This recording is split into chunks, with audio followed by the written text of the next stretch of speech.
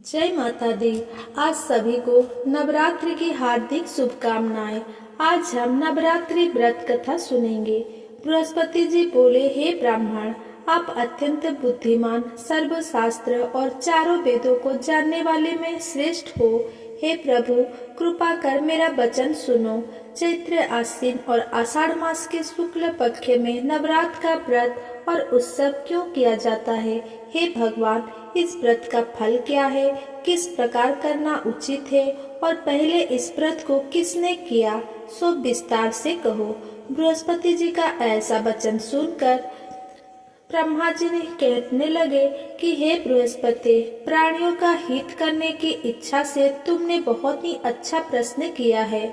जो मनुष्य मनोरथ को पूर्ण करने वाली दुर्गा, महादेवी, सूर्य और नारायण का ध्यान करते हैं, वे मनुष्य धन्य है। वह नवरात्र व्रत संपूर्ण कामनाओं को पूर्ण करने वाला है। इसके करने से पुत्र चाहने वाले को पुत्र, धन चाहने वाले को धन, विद्या चाहने वाले को विद्या और सुख चाहने वाले को सुख मिल सकता है।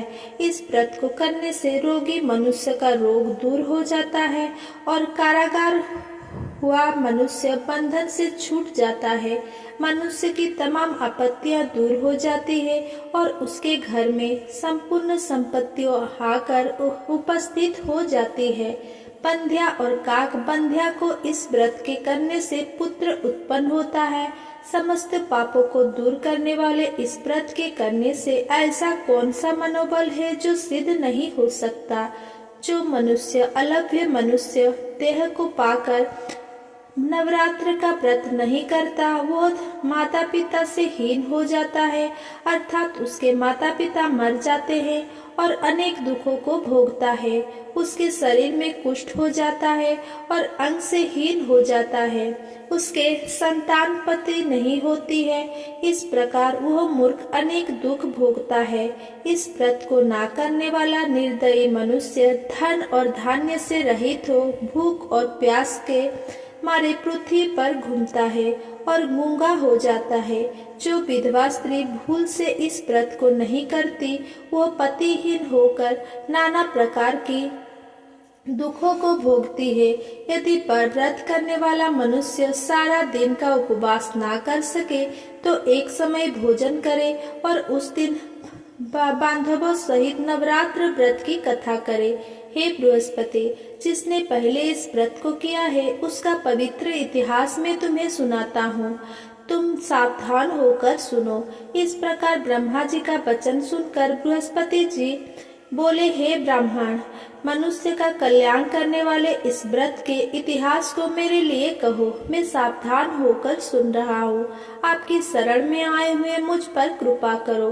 ब्रह्मा जी बोले, पितट नामक के मनोहर नगर में एक अनाथ नाम का ब्राह्मण रहता था। वो भगवती दुर्गा का भक्त था। उसके संपूर्ण सद्गुणों से युक्त मनो ब्रह्मा की सबसे पहली रचना हो ऐसी यथार्थ नाम वाले सुमति नाम की एक अत्यंत सुंदरी पुत्री उत्पन्न हुई। वो कन्या सुमति अपने घर के बालकपन में अपनी सहेलियों के साथ क्रीड़ा करती हुई इस प्रकार बढ़ने लगी जैसे शुक्ल पक्ष में चंद्रमा की कला बढ़ती है। उसका पिता प्रतिदिन दुर्गा की पूजा और होम करता था। उस समय वो भी नियम से वहाँ उपस्थित रहती थी। एक दिन वह सुमति अपनी सखियों के साथ खेलने लग गई और भगवती के पूजन में उपस्थित नहीं हुई। उसके पिता को पुत्री की ऐसी असावधानी देखकर क्रोध आया और पुत्री से कहने लगा कि हे दुष्ट पुत्री, आज प्रतिभा से तुमने भगवती का पूजन नहीं किया। इस कारण मैं किसी कुष्ठी और दरिद्री मनुष्य के साथ तेरा विवाह करूंगा।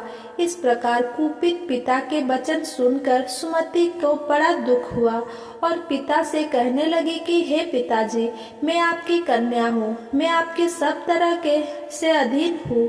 जैसी आपकी इच्छा हो वैसा ही करो। राजा कुष्ठी अथवा और किसी के साथ जैसी तुम्हारी इच्छा हो मेरा विवाह कर सकते हो, पर होगा वही जो मेरे भाग्य में लिखा है। मेरा तो इस पर पूर्ण विश्वास है। मनुष्य जाने कितने मनोरथ का चिंतन करता है, पर होता वही है जो भाग्य में विधाता ने लिखा है। जो जैसा करता है उसको फल भी उस कर्म के अनुसार मिलता है। क्यों कि कर्म करना मनुष्य के अधीन है, पर फल देव के अधीन है।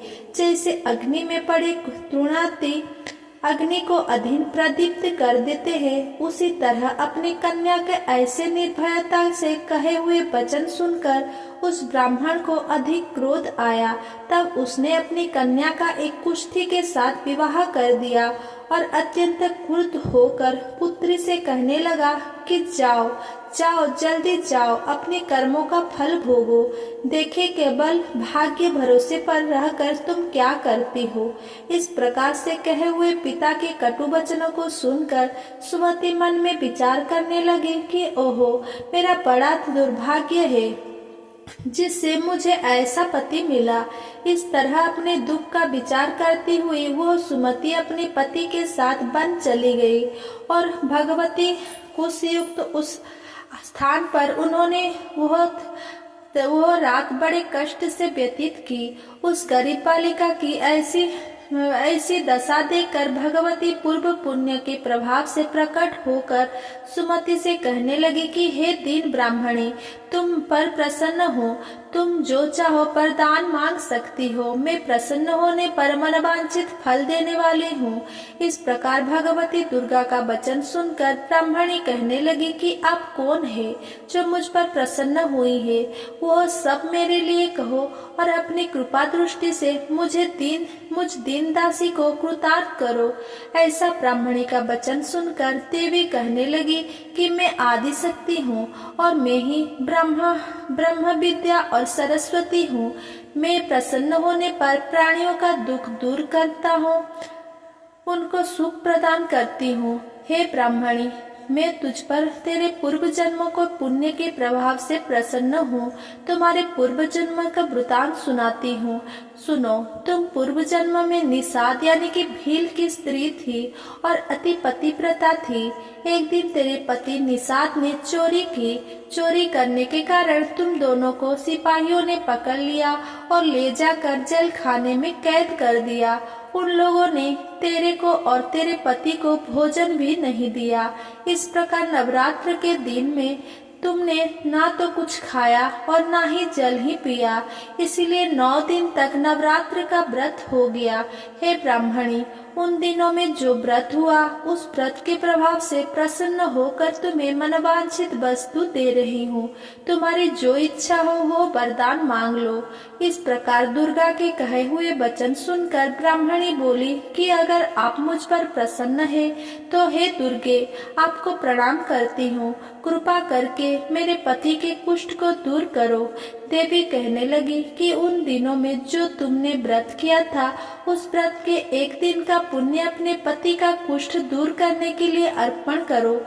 मेरे प्रभाव से तेरा पति कुष्ठ से रहित और सोने के समान शरीर वाला हो जाएगा। ब्रह्मा जी बोले। इस प्रकार देवी का वचन सुनकर वो ब्राह्मणी बहुत प्रसन्न हुई और पति को निरोग करने की इच्छा से ठीक है ऐसी बोली। तब उसके पति का शरीर भगवती दुर्गा की कृपा से कुष्ठहीन होकर अति कांति युक्त हो गया, जिसकी कांति के सामने चंद्रमा की कांति भी क्षीण हो जाती है। वो ब्राह्मणी पति की मनोहर देह को देखकर देवी को अति पराक्रम वाली समझकर स्तुति करने लगी कि हे दुर्गे, आप दुर्गत को दूर करने वाली, तीनों जगत की संताप हरने वाली, समस्त दुखों को दूर करने वाली, रोगी मनुष्य को निरोग करने वाली, प्रसन्न होने पर मनवांछित वस्तु को देने वाली और दुष्ट मनुष्य का नाश करने वाली हो। तुम ही सारे जगत की माता पिता हो।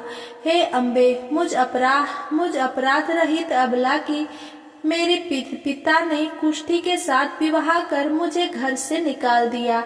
उसकी निकाली हुई पृथ्वी पर घूमने लगी। आपने ही मेरा इस अपातित रूपी समुद्र से उद्धार किया है। हे देवी, आपको प्रणाम करती हूँ, मुझ दिन की रक्षा कीजिए।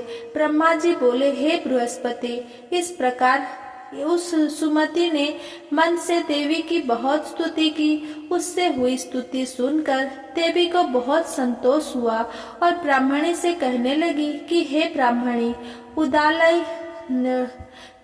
उदालय नाम का अति बुद्धिमान, धनवान, कीर्तिवान और तेजेंद्रिय पुत्र शीघ्र होगा। ऐसे कहकर वो देवी उस ब्राह्मणी से फिर कहने लगी कि हे ब्राह्मणी, और जो कुछ तेरी इच्छा हो वही मनोवांछित वस्तु मांग सकती हो।